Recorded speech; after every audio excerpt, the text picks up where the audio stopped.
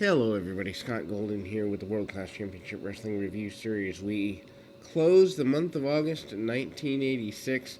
Matt Bourne and Buzz Sawyer against the U.S. Express, otherwise known as the Batten Twins.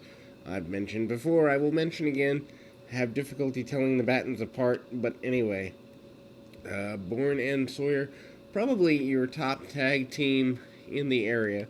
One of the Battens facing off against Buzz Sawyer to start the match. Sawyer, if you've never seen him before, just a nutty guy. He uses a fresh slam within the first couple of minutes.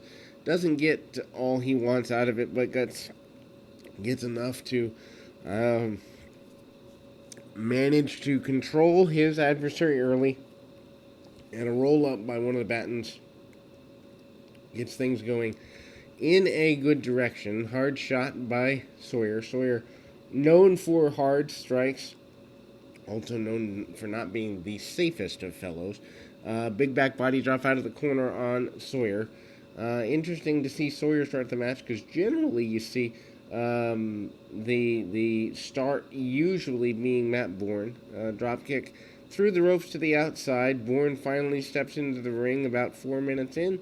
And Bourne, a guy who been all over the country by this point, not the least bit worried about who he's in there with. Big back body drop by one of the Battens and kind of goes to town on that. Bourne tries to slow the match pace down, where, to be honest, in this particular contest, Sawyer keeping it going a little bit quicker than normal. Batten twin number one works over the arm and hammer locks and arm bars of the maniac Matt Bourne. Bourne sends one of the Battens out to the arena floor, that less than friendly arena floor of the Sportatorium in Dallas, Texas. And they do a little bit of brawling out there, not too much. Main idea there is that he got sent out.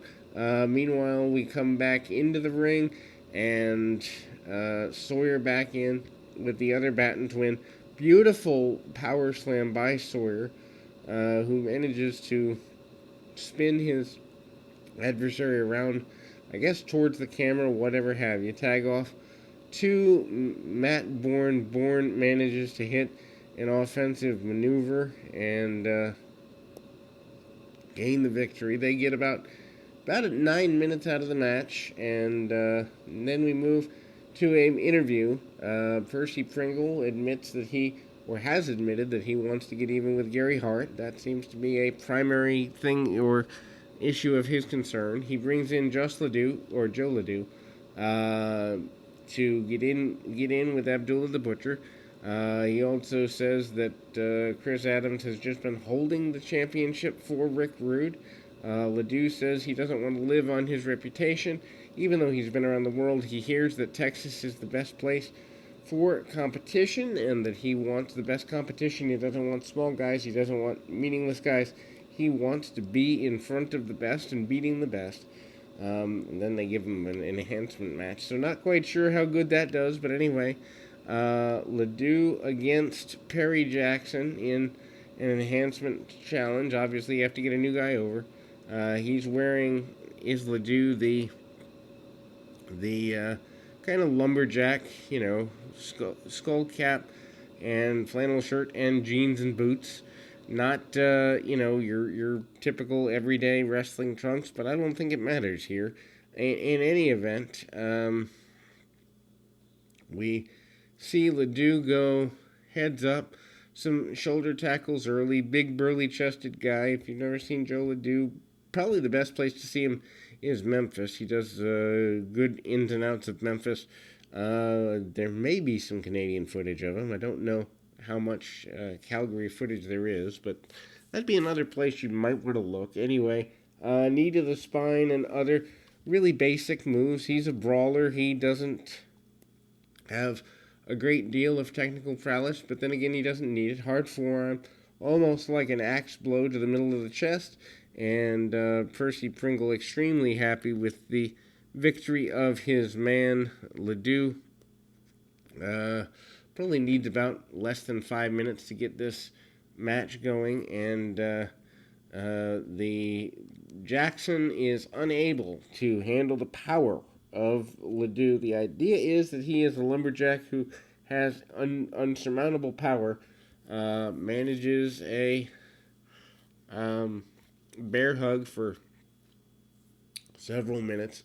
Referee tries to step in as the opponent cannot manage to break free, and the referee stops the match. Ledoux gets your victory, and then we move into one match we've seen before, and we will see again, obviously, in other territories. But Ravishing Rick Rude against the Dingo Warrior. So we also have the added personality component of Hart versus Pringle on the outside. Of course, Hart with the Warrior, Pringle with Rick Rude, the former world champion of the area. Pringle threatening Hart. Interesting that in this area they seem to do heel versus heel about once a year, which I think is an interesting note. Rude bails out early after a few power moves by the Warrior. I'd bail out too if I were in Rick Rude's shoes for sure. Percy Pringle tries to console Rude on the outside and has some difficulty in doing so, trying to convince Rude to get back in there with the Warrior. Probably legitimate shoot, a big deal, and Rude uses the mic to undress the Warrior, says he's not in the same league pretty much as Rude is. Rude does spend some time posing after getting a shot or two on the Warrior. Warrior it does need to be slowed down, as we all know, and uses power again on Rude to the midpoint of the match. Percy Pringle hugging the ring post area to try to just show his delight. Rude manages to get Warrior in a full Nelson, uses power. Obviously, Warrior breaks free using his muscular stature. Would be stupid not to get as much as you can out of the Warrior's look, because that's about what he has to offer you. Anyway, Warrior uses the power, whips Rude across the ring, and Rude goes out to the floor. Rude here does not have as much of a relationship with the Warrior, so you're not seeing something that's WrestleMania 5-esque. Interesting that Rude hits a flying clothesline and knocks the Warrior off his feet. Warrior still struggling to sell, literally sells for about 15 seconds. Rude comes out with a drop kick, stays right on the Warrior. If you notice, almost guzzling him because he's afraid that he won't sell, so he figures, if I guzzle you, you don't have time to not sell me. Backdrop out of an attempted pile driver by the Warrior. And Rude tries to slow things down with a reverse chinlock. Warrior doesn't have what it takes to, sell that properly, so they're back up on their feet really quickly. Brawl in the corner. Warrior has, for lack of better purposes, lost his face paint by this point, sweating like a hog because he can't manage to work it, so he's going full blast the whole time out. Percy Pringle in the ring, and nothing really gets settled between the two. We do see Warrior bringing the ring steps and other weapons towards the ring, but nothing is settled between the two here.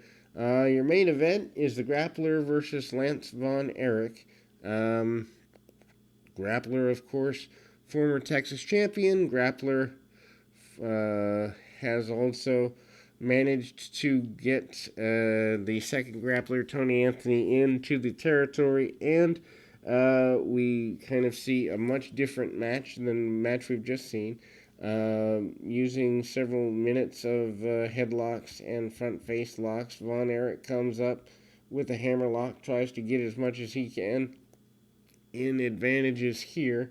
Von Erich has established himself as a major star. They do the Greco-Roman knuckle lock test of strength dealio, and obviously they get some psychology out of that. Much slower match than we've just seen with Warrior and Rude, but at the same time, You got two guys that can really work in there at this point. So that helps.